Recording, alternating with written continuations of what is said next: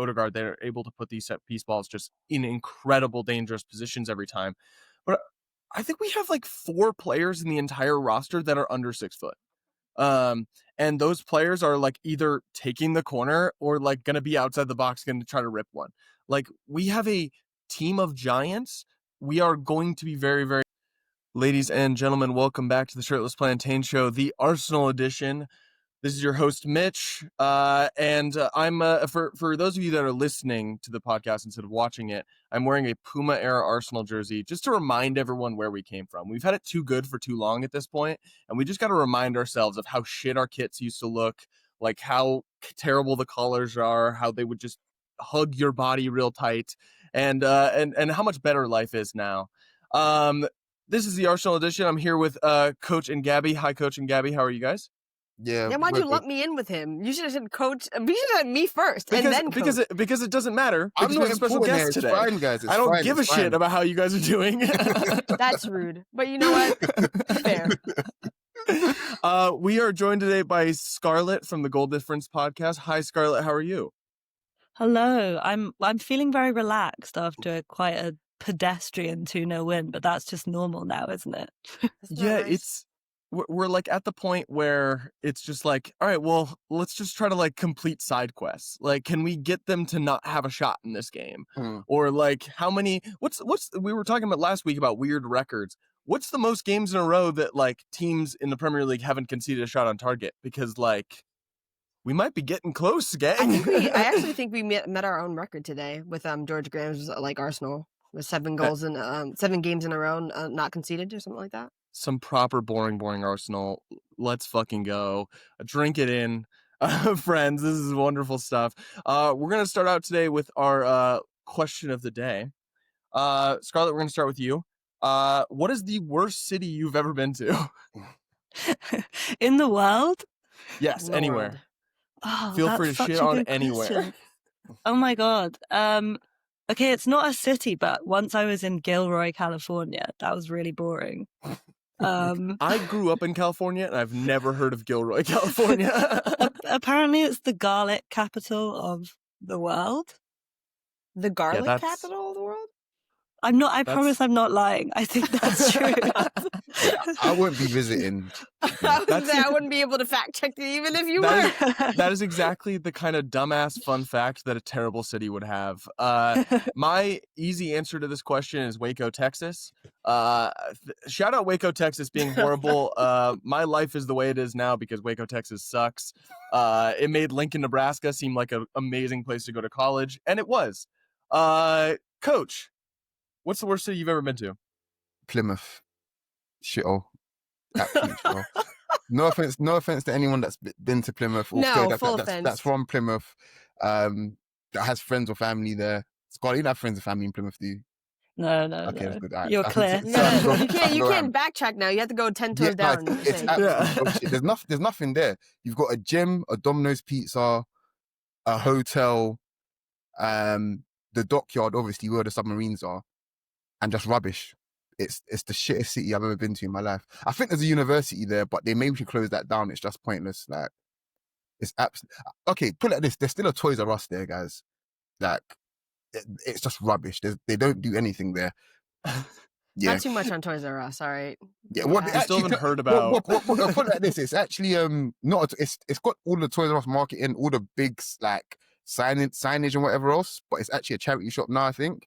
But, yeah, shithole. Wouldn't recommend. There was a liquor store in my college town that was an old Toys R Us that was just turned into a liquor store, and they like kept a lot of shit from it. So like I think people just like keeping that branding and doing random shit with it, because who's gonna sue them? Not Toys R Us. They don't exist. Gabby, what is your least favorite city you've ever been to? I thought about this, and I literally don't have an answer, because I was like, you can say Plymouth as well. It's fine. I don't go places that I don't like. Like, what do you mean? I mean, that's fair. I will tell you. I will cheat. I will tell you which like airport I landed in. That was the worst airport, and I hated it. It's between Miami and Atlanta. I hate them both. Trash, garbage. If I can avoid them, I always will. Okay, hell yeah. And I also got to say, just a peek behind the pod here, that coach wrote this question. So he wrote that with hate in his heart about Plymouth. So like 100%. he was teeing himself up to talk about how much he hated Plymouth, and I just gotta appreciate the haterade I could he's do a whole drinking. podcast on it. I had to work there for a few months. Literally, like it's so far to drive there that sitting on a train for 3.5 hours is a better idea. Like from where I live, it is horrible, but it's fine. Let's move on. Arsenal won. That's SPS starting the pod off with hate, you know? Yeah, Like we always do. No better way to do it. Before we get into the lineups, just a reminder to everyone, we love and appreciate you all for listening, and we would love and appreciate even more if you like, share, and subscribe to the Shirtless Plantain Show. Let's get into the lineups. Pretty par for the course, other than Saliba was maybe a question mark. Scarlet, what did you make of the lineups when you saw it?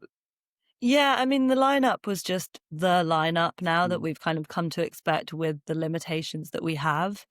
I suppose, like, yeah, I was looking at Eze because he played midweek. Was he going to start? But kind of, there wasn't, I mean, unless he decided to start Ethan, which Arteta tends not to in difficult matches away from home, which it turned out not to be.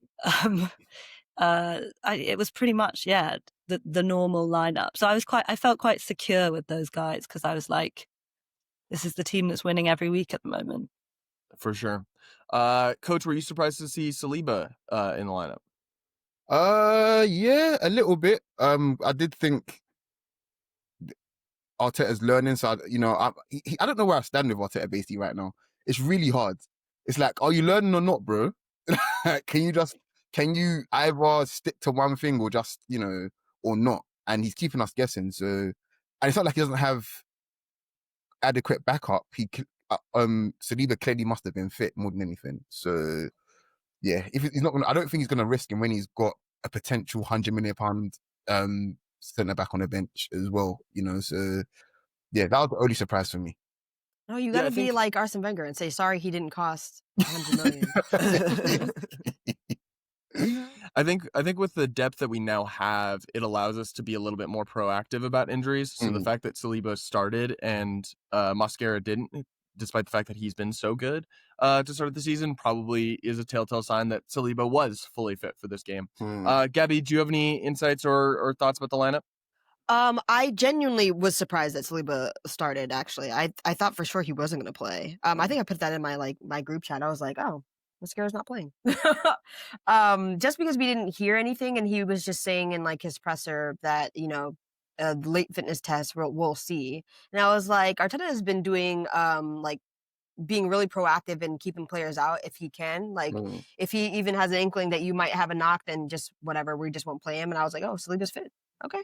Yeah, fair enough. But I feel like that. Oh, sorry. No, go ahead. I feel like that ties into the decision for him to be taken off last week. Like I don't think anyone really saw anything happen to him. So maybe it was that precautionary that he then could just have a week of doing nothing and be fine. Like it didn't look especially like he'd injured himself. We'll put a pin in that because I will come back to that when we talk about Gyökeres. Or we can go full Gabby-esque conspiracy theory and just go with Saliba got hooked for performance last week, and they're covering it up with an injury rumor, which is what Gabby was saying on the pod last week. Listen, I'm just saying, the people were saying it, and I was like, you know what, you could have, By Matata, he got bullied. I mean, just a little bit. We won't say that too loudly. Just a tad. Let's get into the first half. I think the first 2 minutes of this game were like a little bit like, oh, this isn't soccer. What's going on? Scarlet, what did you make of Burnley's kind of fast start and just being very progressive? Just in the first few minutes, though. Honestly, I was watching quite a dodgy stream. I don't know if I'm allowed to publicize that. You wouldn't be the only one. Wink, wink. But what I saw was just like nothing. Like I couldn't tell if we were going to be playing well or not from the first 2 minutes. And I think, to be honest, the goal and the kind of few minutes leading up to the goal was what really changed that. Like I think the game could have gone in a very pedestrian, difficult direction for us if we hadn't have got that breakthrough. But from my perspective, I just saw Burnley sitting in, 2 banks of 5, basically. But maybe I joined late. Did I miss them doing something good? I'm gonna go with you. quite, put it like this, they were pretty much on their own halfway line when we had the ball. I was like, okay, that's a bit strange. High press. We've got a we've got Gyökeres waiting in the wings here if you guys want to play that kind of game. And I was like, oh, okay. Then we got hold of the ball. I was like, oh, I know what kind of game this will be, kind of thing. They're trying to catch us cold quite early. And the moment we got hold of the ball, game was over pretty much, to be fair. So, but yeah, there was an intention there from Scott Parker, I think, to try and catch us cold, and we weren't going for it. Like, we were ready, we were prepared, so. Yeah, I don't think we're seeing Arsenal like fall asleep at the beginning of a match like we have like maybe in years past. Like I think about that like Reece Nelson Bournemouth game, but like how shit of a start that was, where it's just like we got scored on off rip, or like that Southampton game that kind of like was one of the reasons that we didn't win the title that year. Are you shaking your head about Pib deciding to be insane in the background? No, I'm laughing because all I can think about is I wonder who was in goal for those 2 games. I saw someone say today that I wonder what David Raya is like up to in these games, like while we are like have the ball the entire time. Like, is he just like making plans for like what his weekend's gonna be? And I think the whole reason that we have David Raya is because he's not doing that. Literally. Because Aaron Ramsdale fucking would. I love when I see him like almost at the halfway line, because I'm like, you just want to come out and like put some touches on the ball. Like, you're just like, I might as well. But you know how many goalies can be like everyone's like, oh, Raya's passing range is great. Like he could play outfield. He's so good. Like the narrative about goalies who are good with their feet, and then you see him running and you're like, oh my god, you like can't move. Like you're running so slowly. Wasn't it the West Ham game last season when he was? Yeah, I can't remember who we played against. When he sprinted past that man to the halfway line to clear the ball, I was like, oh, you're actually fast. But he doesn't run. Go on. Ward-Prowse is no sprinter. Yeah. Oh my god, that was so funny. He doesn't run like an outfield player. Like, it's very obvious he doesn't play outfield. Like the mechanics are just not there of an outfield player at all. So yeah. At the very least, his speed comes from his like reflexes and not from his actual running speed. Coach, you had a note in our write-up about the build-up and positions that our midfielders and fullbacks were in. Do you want to expand on that? Yeah, I just kind of wanted to open up to you guys as well. It was very clear that Burnley weren't ever going to be ambitious until later on in the game, which is what came to pass, even though the game was over. We were trying to play within their block, which I feel like is a little bit of a test from Arteta to see just what we can do in these sorts of games, because we know we can defend. So how do we essentially evolve further this team, especially with all these players up? Because I suspect that if we can play within these really, really tight teams, without Odegaard, without Madueke, without Jesus, without Havertz kind of thing, then I'm pretty sure that nobody really can stop us. So I think there was a little bit of that. So whenever I saw like Calafiori really high and wide, or I saw Timber really high and wide, I was like, oh, okay, so we're keeping the width there, but then Rice and Eze are causing them issues just by standing in their block kind of thing. I'm curious to know what everybody else kind of thought about it, because it's high risk. It is, if we're being frank, it is high risk. Yeah. Scarlet, do you want to go first? Anyone, yeah. I mean, I suppose it's high risk to an extent, but how high risk is anything when you have our defenders and our athletes? Like, I guess the massive advantage Declan Rice has on most people is that like he can outrun them. So I suppose like taking up ambitious positions with him is less ambitious because he can always like sweep back. And in terms of Calafiori, like, I don't think we can be surprised by anything or anywhere he turns up on the pitch anymore. I think he got the ball, Trossard slipped it into him in the box. He just had it in the box, as our left back tends to do. In terms of like what Burnley could offer and the kind of ambition in that context, I suppose, like, and this is going to sound really like Billy Big Bollocks of me, but if you can't go and play ambitiously, against a promoted side, like, then you are kind of handbrake off, aren't you? And actually that's what's made us so decisive, is like, how high our line is, how kind of ambitious within our like really strong defensive structure we are. So from that perspective, like, in terms of like adventurous positioning, I'm not very surprised by us doing that. To me, we're all about that. Fair. Billy Bollocks is like one of the most English things I've ever heard. It's like, really? Yeah, That's what. Truly, Coach says a English phrase that I've never heard before, like every week on this show, and that maybe takes the cake as the most British thing I've ever heard. Yeah, I didn't think at it, and you guys are like, oh my gosh.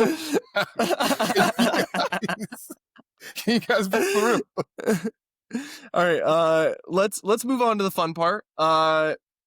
Arsenal gets our goal, and what other way are we going to get a goal, guys? Come on. Fuck open play. We'll get to the open play later. Set piece FC is back. Victor Gyökeres scores a nice little, sitter. I love giving Gyökeres sitters. It's very, very nice. Obviously, Gabriel was involved because it was a corner. Always. And it's 1-0 to the Arsenal. Scarlet, what do you think? And do you think Gyökeres is like slowly moving back in distance from the goal in his like recent scoring run? Like the first one, he like tackled it in against Atletico, barely celebrates. The second one goes in off something else, low down. And then this one, it's like, like a proper goal, but like it's also like, meters out from a corner. So I'm very happy he's scoring. I mean, I'm not sure how much like talent contributed to that chance. It's just, it's been quite inevitable for several seasons now, Arsenal's threat from set pieces. Obviously, the media are talking about it a lot this season. But, again, with the people we have, the personnel, the athleticism and ability to attack such precise deliveries, it's like, at the moment, it seems like everybody's at a loss. And I thought, yes, like set piece again, ale, but the set piece, I think it happened because Zubamendi played a ball over the top. I think it was with the outside of his right foot. I can't remember who got the ball, but I was just thinking like these things don't happen if you don't play forward and positively. So yeah, standard Arsenal goal caused by ambitious football. I think that's the thing that people always seem to forget, is that they always seem to like downplay our dominance with set pieces by saying, oh, well, you can only score set pieces. That's it. You're not scoring from open play. I'm like, but it comes after a period of dominance.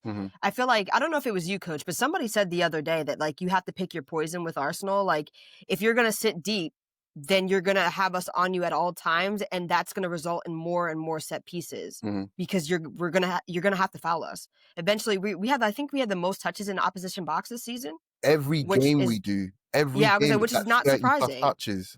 It's ridiculous. When you're sitting 10 men in front of your own goal, that's going to happen. And like I said, if you want to open up, that's fine. But most teams do not want to play against us.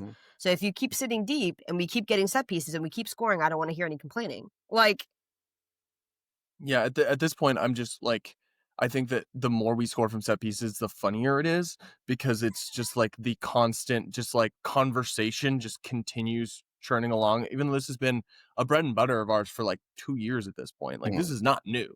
Arsenal we've been a set piece dominant team for a fucking while. Like it's just a incredible tool that we have in our toolbox. And I'm wondering what the point is going to be when teams start treating corners like penalties for us, where they're just like doing, like, I mean, even on the corner that we won, Dubravka went down like he was making a save, like to try to keep it in. Do you know what's crazy on that? He could have though. I think he went down thinking that they were going to get the goal kick. So he was slow to react, thinking, I'll just pick it up anyway. That's their fault. It's not our fault. You could have saved yourself that opening goal. Like, it's almost like that Simpsons episode where it's like, stop hitting yourself. That's literally what you did. Like you could have saved yourself. We would have scored anyway. That's not the point. But at that point in time, it would have, it would have come a little bit later. But Yeah, teams can complain and people can complain all they want, but you can't be that good at that one thing and it consistently happen if you're not doing the other stuff right. It just Yeah. it doesn't tally. It just doesn't tally up at all. So there's a lot of like newly promoted sides or sides further down the table that are good at set pieces, but they don't get them as often as Arsenal does because they're not on the front foot as often as Arsenal are. The reason, like, teams don't, or like, I guess media and just like the like thought process behind a big club like Arsenal that's competing for a title is that you don't want to win scrappy. You want to be able like to constantly have these beautiful flowing open play goals. Only when But as it's we saw, Arsenal. like in this game, having this tool in our toolbox helps us open up the space to get those kinds of open play goals. Like, we don't get that kind of space unless we are able to crack a game open like this, and it's just an incredible tool for us. That being said, Arsenal is just an incredibly hard team just physically to stop on these kinds of plays. Not only do we have players like Rice, Saka, and Odegaard that are able to put these set piece balls just in incredible dangerous positions every time, but I think we have like 4 players in the entire roster that are under 6 foot. And those players are like either taking the corner or like going to be outside the box, going to try to rip one. Like, we have a team of giants. We are going to be very, very good and effective in a corner kick situation. And it's great that we're able to have that in our toolbox. We had a couple of chances right after this. It was similar to to last week, where we had like a chance that had like 4 shots that didn't go in. Oh my God. Saka's, I think, was the best. He probably should have finished it. Scarlet, what'd you think of that kind of exchange? Yeah, Saka, I saw someone say after the game, and I don't agree with this, by the way, that their one tiny concern about Arsenal, if it's possible to have one at the moment, is that Saka is not at his best level. And I don't really agree. Like, I mean, he scored an easy goal in midweek, but I think generally, since he's been back in the side, he's been like causing unbelievable problems for opposition teams. And you know, he latches onto a pass in space. I thought his finish could have been better. And it was a kind of straight at the keeper. I was honestly expecting him to score. But in terms of his kind of overall sort of situation, I do think, you know, we're making games look easy at the moment, but I actually think it's an interesting question. Like, does one of our attackers in this current Arsenal have to have a kind of Salah-like season this season for us to go on and win the title? Or is everybody else too rubbish? I don't know. But does Saka kind of need to be taking chances like that, I guess, was my question. In this game, no. Yeah, that's a good question, actually. I think I always look for like ticks and signs for players, or when they're going to play, or when they're coming into form, or if they're not in form, or if they're, you know, they look like they're carrying an injury. And I think it goes across the board for all players, regardless if they play for Arsenal or not. And an obvious one for me from years back was someone like Aaron Ramsey, you know, Gabby's favorite midfielder. Oh my days. When Ramsey's running and making and winning his tackles, not duels per se, but just being able to get back, win tackles or win tackles high, I know Aaron Ramsey's coming into good form, or he's in great form. So that's a sign. With Odegaard, for example, if Odegaard is leading the press on his own, I know Odegaard is fine. I know he's going to be there. With Saka, if Saka is initiating contact and guys are bouncing off him, I'm like, okay, Saka is going to be here or there. Or if he's like making consistent runs around players rather than coming in field, I'm like, okay, yeah, Saka, he's here, he's sharp, he's good. I don't see that much of that today.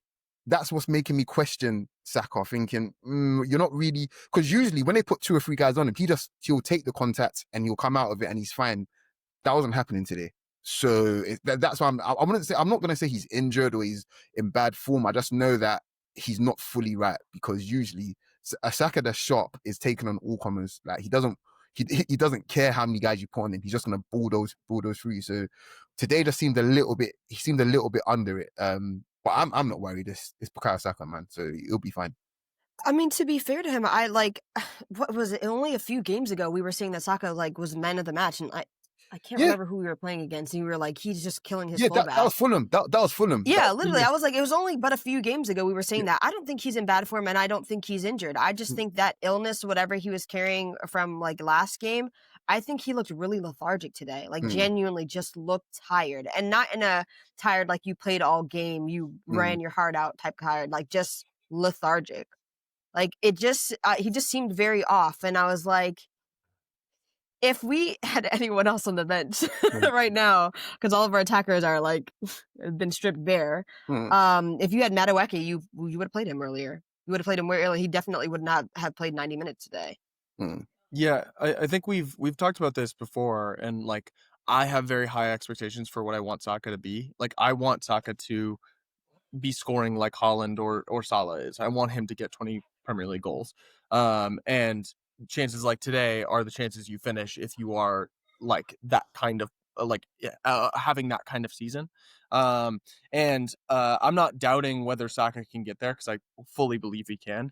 And sometimes I think we have to remind ourselves, because he's been such a forefront of Arsenal's team for so long, that he's like truly not even in his age prime yet.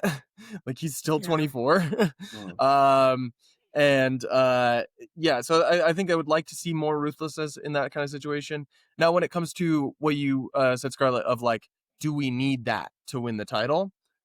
I think that's been a big question mark about Arsenal for the last couple of years, of like that we have come up short and we haven't had a player like that. And I think we've still been so good, even though we've come up short, and we've done so well at spreading the goals around.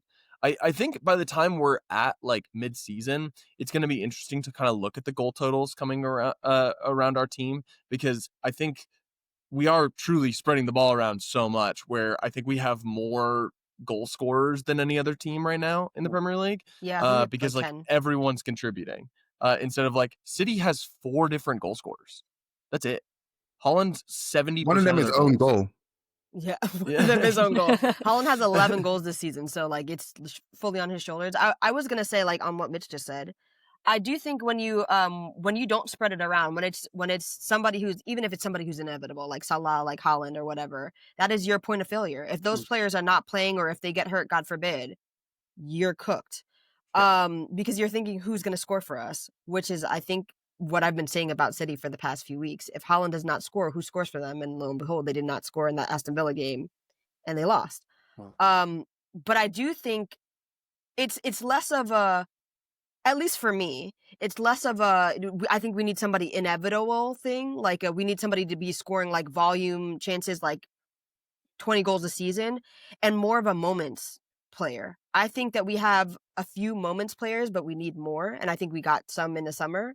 But I'm like, when you need a goal, when you need somebody to drag you across the line, who is that person? I don't need you to score. Like, I think we have more than enough people to score throughout the season that we will be all right. But if you're not scoring 20 goals a season, are you going to score in the moment that I need you to score? Like when we had that scrappy chance, like, let's say, I know that he didn't play well technically in this game, but like, I think it was that one chance, maybe like against, I think it was against Leeds, where Gyökeres kind of like, the ball drops at his feet in the box and he twists to get in. Snatches at it. Those moments like that. If that's the only moment you have in the game, which is very rare for Arsenal because we create a lot of chances now, are you going to score it?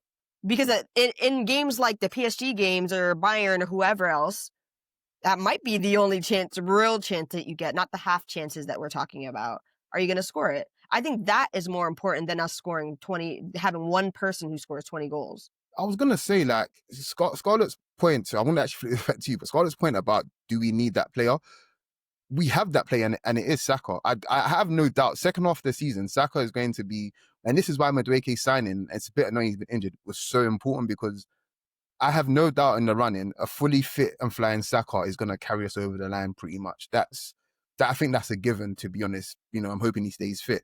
But I did want to ask Scarlett, like, do you think there's a level Saka can get to this season that kind of puts him in that sort of talisman, I suppose, conversation, despite Arsenal having 100 good players at this point, you know? Well, I think that's kind of the question about him, because, I mean, the trajectory he was on before his injury last season was like that kind of silly numbers trajectory of like an attacker taking that next step. And kind of, I agree with all of you guys, really. I think there's no reason why he can't. And there's no reason why he shouldn't be able to. For whatever, I mean, partially through injury this season, I still feel like we haven't had enough of a sample size to know truly where he is. And, you know, I almost, after hearing what you guys think, want to revise what I think about him in this game, because now I remember at the end, and Arsenal were defending and not really letting Burnley do anything, but he was just walking. Yeah. And he did look a little bit like, I mean, you always worry, is he doing that limp? Like, is he doing that limp where everyone says he's had a stinker or whatever? So I think there's absolutely no question that Saka can do that. But I think whether Arsenal need that, like in many ways, we're contingency FC. Like Arteta has an answer for every scenario and a fallback. And I wonder if maybe that style of that approach slightly precludes your ability for one person to take over, because we are designed to be so versatile. So there isn't a kind of dominant force. And if anyone, it is Saka. But I don't feel that there's like one offensive player who runs our entire team every game. Yeah, which is a good place to be in. We're not like over reliant on a single player, which is what Gabby was saying about City relying on Holland to be able to score their goals. Well, let's move on to the second goal, because Open Play FC strikes again. Ole ole. A great little goal from Declan Rice. In particular, was very impressed by Victor Gyökeres. Great switch across to Leandro Trossard, who sets up Rice for the goal. Coach, you have written here, is Rice the best midfielder in the league? I don't think we need to have a conversation about that. I think we can confidently say yes. In brackets. Yeah. Of course. Scarlet, what did you make of the goal? Okay, here's where I have to make a terrible confession about my stream, because it cut out and I was like refreshing, encountering all manner of awful things. And then I got onto the stream as the goal went in, but I didn't see any of the build up. I just heard we scored on the break. I'm really sorry. Well, let's paint the picture for her. Let's paint the picture for her, because quite literally it was box to box. Yeah. It came from Burnley's corner, and I can't remember who brought the ball out and sprinted up. It was Gyökeres. Was it Gyökeres who actually brought it out? Oh, no. He received the ball. I think it was Trossard. Yeah, he received it for someone, but I can't remember who it was. But Gyökeres makes a pass that is so lovely. Like, genuinely, it's so lovely. Basically, it was KDB. It was perfect. Yeah. As he's occupying two spanner backs to jogging into the box, and Trossard's on the far touchline, and he gets it to him. Trossard takes a touch and crosses into the box to Declan Rice, and we score. And I was like, I love that. But not just that we scored an open play goal, because I don't really care. But it's just that it was just so lovely, like literally box to box. I was like, that's what I want. I want least amount of touches, least amount of like passes, just 1-2 passes to get into the box. And I need somebody to be there. And of course, Declan Rice is there. That guy has an engine. Like, that guy has an engine.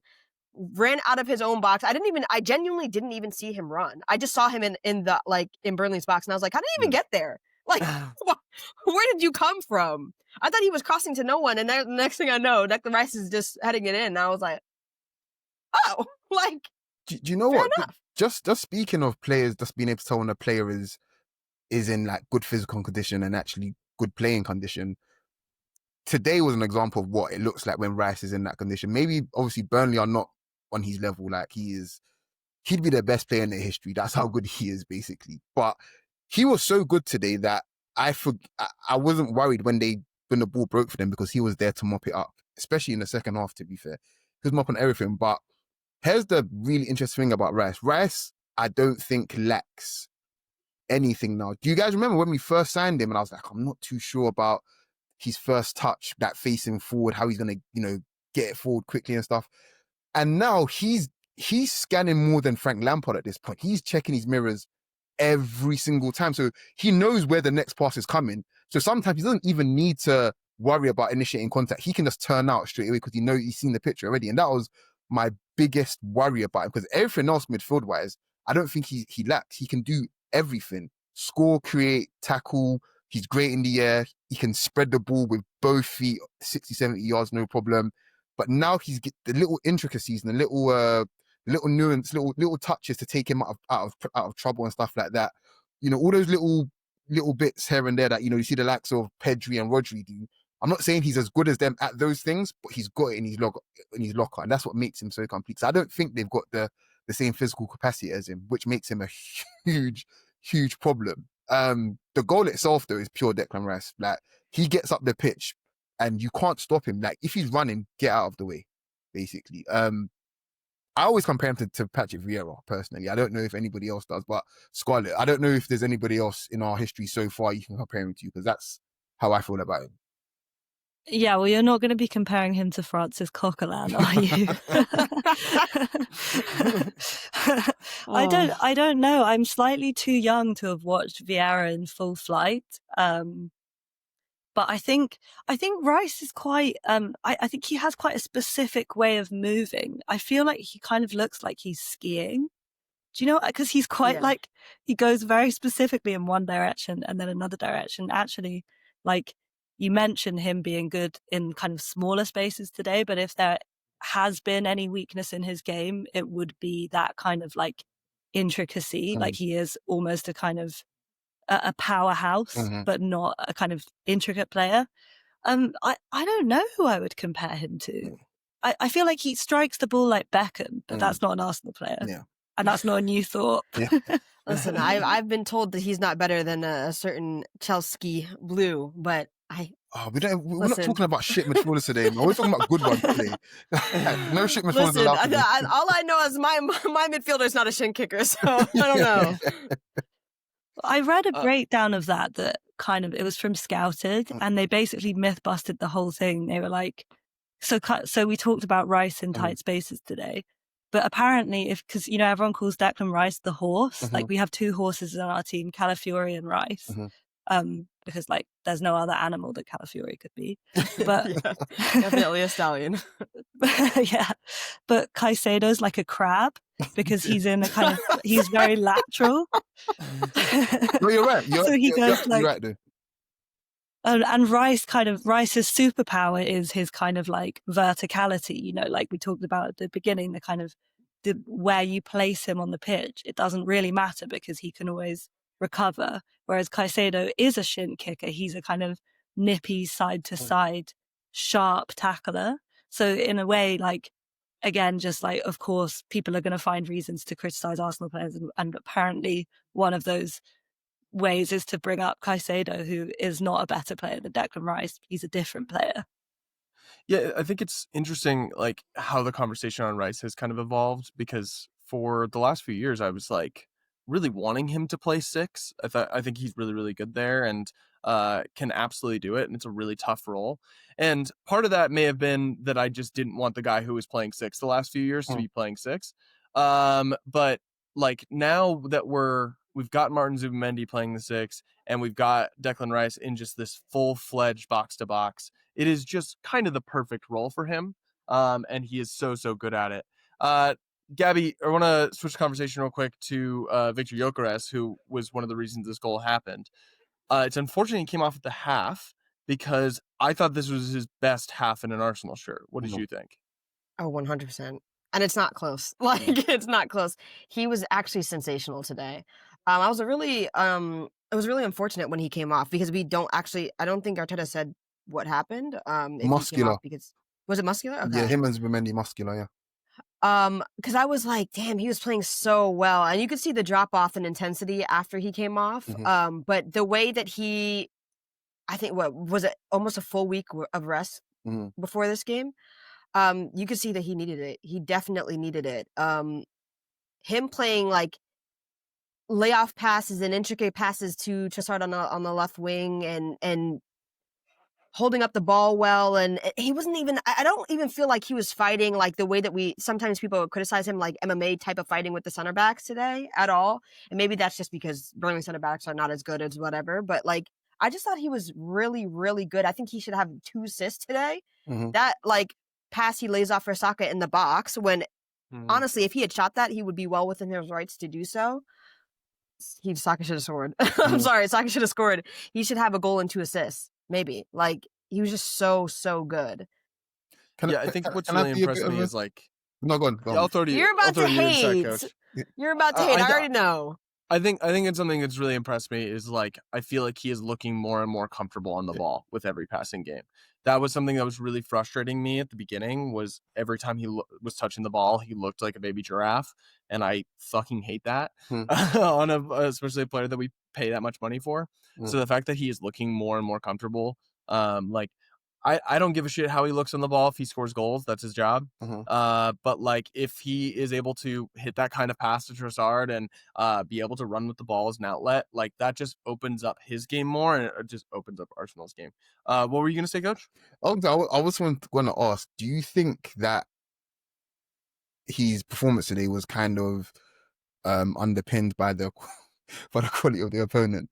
I am being a dick, but I have to ask the question. I have to ask the question because that's what a lot of people will be looking to. Like, I get like you can only play what's in front of you. There's not an issue with that at all. Because don't get me wrong, he played exceptionally well against Newcastle. Or Newcastle, as much as I hate them, are not rubbish.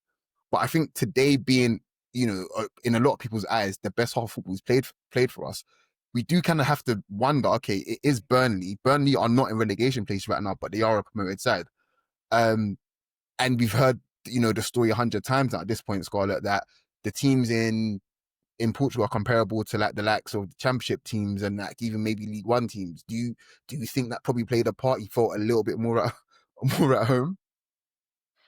Potentially, but what I would say to that is, does it matter? No. Like, based on the evidence we have in front of us so far this season, and again, like. Well, I always have a problem with the way people talk about the Gyökeres signing because in the modern economy, that's not big money. Like 60 odd million is not star money. And so maybe he is a flat track bully. And maybe that's all we need. That goal he scored against Leeds, to go back to that game, I think that was the one, was that either he made it 2-0 or 3-0, but I felt like the Forest goal. Yeah. Taking what would have been a kind of difficult low block grind for Arsenal away from an opposition that has caused us problems. And okay, he got his goal from a set piece today, which is like not exactly what you picture when you picture like a Gyökeres goal. So maybe he is kind of like slightly matched to a lower quality of opposition, but maybe it doesn't matter. Like in terms of the whole conversation around whether he's been playing badly or well the rest of the season, I don't know if it's a cop-out to say that I do genuinely think the team has been better.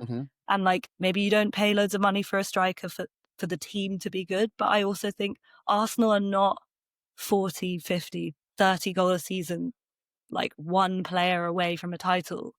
It wasn't a single problem with our striker that has been the reason why we've lacked creativity recently. So yeah, I think probably his kind of technical level suits a slightly lower quality opposition, and on the kind of comparisons to what he's like when he's playing football, this will maybe be more resonant with Coach than you guys in the US, but I saw someone compare him to Keir Starmer playing football, which like hit quite hard. Do you know what? Now you said that, I just remembered, Boris Johnson playing Soccer Aid. I was like, that probably that I think is a little bit more accurate than what I think about it, because he was rugby tackling people on a football pitch. So I was like, okay. So yeah, no, but I'm with you there, Scarlett, 100%. Like it doesn't. The only reason why I asked that question is because I want people to consistently have realistic expectations of Gyökeres. The money is a big point I've brought up before. It's like, yeah, look at the quality strikers that have moved in the last few summers. They're not going for 60 million. They're just not. They're going for, a few hundred, closer to 100 million basically for that. You look at Ekitike. Ekitike cost what, 30 million more, and we can see the difference in quality just on the ball alone. So that's kind of where it is. I like Gyökeres. I like his desire. I like the fact that he fought to come and play for us, kind of thing. But I want people to also realize that there isn't. He's not the silver bullet basically for this mythical striker issue that we've had. He is a part of it. He's a part of the remedy, but he isn't the sole, the sole solution, basically. So I mean, Yeah, to put And it, sorry, go on. sorry, I was gonna say, to put it in perspective, we literally paid for him as much as like Spurs paid for Richarlison and Solanke. yeah, So. Yeah, I think also a part of the Gyökeres signing that we haven't really seen is that he was not supposed to be the only striker. Mm-hmm. I think the idea was probably that he was going to play in some games and Havertz was going to play in some games, and the ones that matched up better for either of them. So the fact that we would have Gyökeres for a game where he can be a little bit of a flat track bully, but then also in like the Champions League where teams want to go at us more, he will be more effective. And then in a bigger match against a Premier League team, Havertz is probably the better striker to go with. So I think we just haven't really seen that variety. And like the magnifying glass has been on him, obviously, because he's this big money striker. There's been the conversations around Arsenal and being a striker has just been perpetuated for a long time. So there's just always going to be a microscope on him. But I mean, you look at the pure numbers. This is a good start for the season. Yeah. He is scoring goals. It's not like he is struggling to score goals, even though he went through that long run for club and country where he wasn't doing that. Unfortunately, he comes off at the half. Merino comes on at striker. And our attack does not look the same in the second half than it does in the first. But I think we can add some context here to just the entire second half. Truly in cruise control. We did not concede a shot until like the 65th minute. We were pitching a no-hitter until then. And as soon as we give up a shot, we give up another one. And I was Arteta out. I think I'm tired of this. Gabby, how many shots do we have to give up before the Cronkies decide to get rid of Arteta? Like, what are we doing? A lot more than that. A lot more than that. But yeah, true cruise control in the second half. Does anyone, Scarlet, did you have anything in the second half that really stood out to you? Because I think, like, I'm looking at the notes here, I'm like, man, we're talking about subs. Like that's it. I think what stood out to me was maybe how forgettable it was. I think the question is in those games, like, I always feel like it's hard to separate myself as a fan from myself as someone who's like watching something objectively. And like objectively, you would say, could Arsenal really put their foot down and go and like boost their goal difference, because that might be important down the line? As a fan, you're always worried like, oh, but are we going to win? As it happens, like I think Merino, you know, he's a different style of player, totally capable of scoring a goal. But you know, we were more defensive in the second half, and I think we did play within ourselves, which again feeds into the whole kind of schedule conversation that's like a little bit existential about like, you know, basically we had to go down a gear because we know how much football we've got coming up, and the game was sort of won and it was pretty boring, but actually that's how you want football games to go at the moment, because the sooner you can get out of there and start resting, the better. So I think that was really my headline of the second half, of like, wow, we shut it down. Like we weren't interested in having a game anymore. 100%. Like mature second half from Arsenal. Coach, did you have any headlines that you pull from the second half? To be honest, Rice was the reason why Saliba and Gabriel barely had to do anything in the second half. I think we see two sides of him. Again, there was a long conversation actually. I don't know if you guys were privy to it, but I just remember it for like a good maybe like month and a bit. Every so often, people speak about what a midfielder is in 2025 or whatever, or what a modern midfielder is, and you know, people talk about partnerships and stuff like that. And you know, back in the day, you'd have midfielders that could just do it all. You could pair them with anybody and they'd make it work, kind of thing. And Rice being able to do so much in attack, but also just say, you know what, you guys are not coming through midfield now, is a throwback to those sorts of midfielders. You know, mentioned Vieira, there's Keane, there's loads of them, to be honest. But I'm really struggling to think how many midfielders of his profile are around in the world right now that allow us to essentially just change the way we play.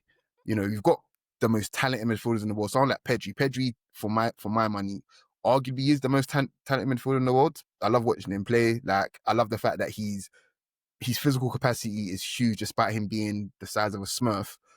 But he's not going to cover ground the way Rice does. Do you know what I mean? He's not going to strike a ball from a dead ball like Declan Rice does. He's not going to shut down a game, defensively that Rice does, even though he's going to keep the ball in a defensive manner.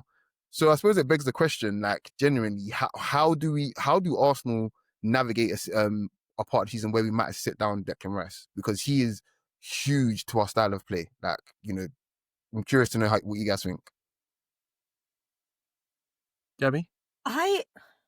That's actually a really good question. I don't know how you supplement for Declan Rice. I know that we bought Zubimendi and he, they play really well together in a pivot. They're like yin and yang at this point. But if you have to swap him out for a Norgard or a Marino or whoever else is playing in that midfield, I don't know how we look. I know that we're conceding a lot more shots. I don't know if we're conceding goals specifically. But he's one of those players. I think there's only in my opinion, there's two players who do so much for us. Mostly it's Declan Rice, and for me it's Odegaard. Those two players do so much. They have their roles specifically are made for them, and it's not just you can put anybody in that role and they should be able to supplement. I don't know what you would have what you would do. I don't know if I want to know what you would do. Genuinely, I feel like that's just one of those things where I hope we never have to find out. I genuinely would rather just rotate accordingly, play 60 minutes, take him out preemptively, and let's hope he doesn't get run into the ground for England every international break. Because he's just one of those people who kind of has to play every game. Yeah. Scarlet, do you have any thoughts on that? Yeah, I think Gabby kind of hit the nail on the head there. You're not going to fight and people talk so much about the depth of our squad this season, but ultimately there isn't ever going to be another Bukayo Saka who is as good as Saka. I think we're really seeing, people are seeing in his absence how important Odegaard is, because he does so much of the game so well.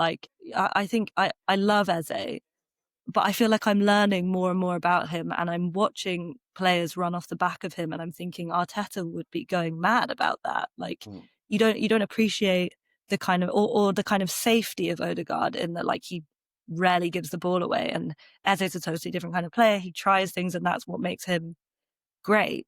But yeah, I think the way you deal with that is you try and get games wrapped up early and get him out of there, and you kind of try and I think Arsenal have been winning without having to exert themselves too much at the moment.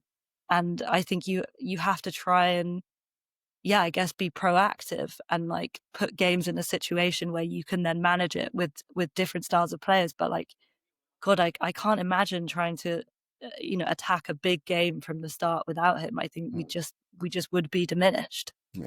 Yeah, for sure. I think this season though, didn't we start with Marino in a home game and Rice came off the bench? I can't remember who it was against. I actually can't remember who it was against, to be honest.